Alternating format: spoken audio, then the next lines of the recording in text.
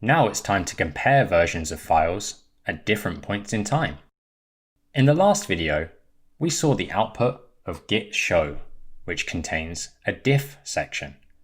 A diff is how Git shows us the difference between versions.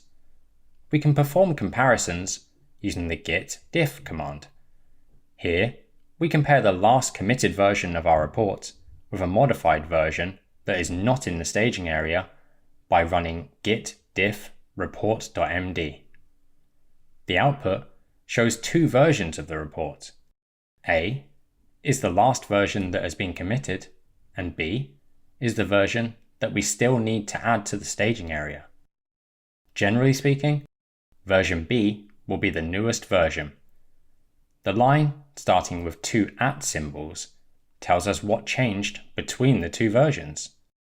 The -1 and 5 indicate that version A starts at line 1 and has 5 lines, and the +1 and 5 show that version B also starts at line 1 and has 5 lines. This makes sense when we look at the next part of the output. We finished our executive summary and deleted this task from the report in our latest commit for version A. This is shown by the red text starting with a minus symbol, representing a line in version A that is not in version B. We added a task in version B of the report, which is not in version A. It is shown in the final line with green text starting with a plus symbol. What if the latest version, B, is now in the staging area?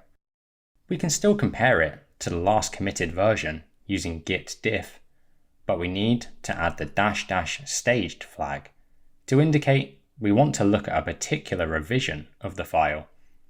We get the exact same output as previously, given no further changes were made to the file now in the staging area. Note that if we omit the file name, we'll get a comparison of all staged files versus their last committed versions. We can also compare versions between commits. We have two options for this. First, we can find the commit hashes of interest using git log. Then we can run git diff followed by the two commit hashes. Git will show what changed from the first commit to the second one. So, generally, we should put the most recent commit hash second. Alternatively, Git has a shortcut for us. The word head in capitals can be used to refer to the most recent commit. To look at older commits, we can reference them to head by using a tilde, then a number. So, to compare the second most recent commit with the latest commit, we replace the first hash with head ~1 and the second hash with head.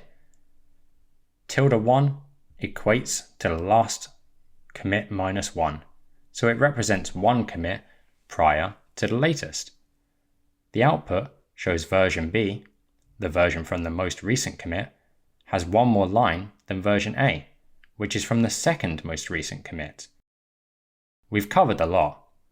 This table summarizes the commands and syntax that we discussed. Please use it for reference. Now it's your turn.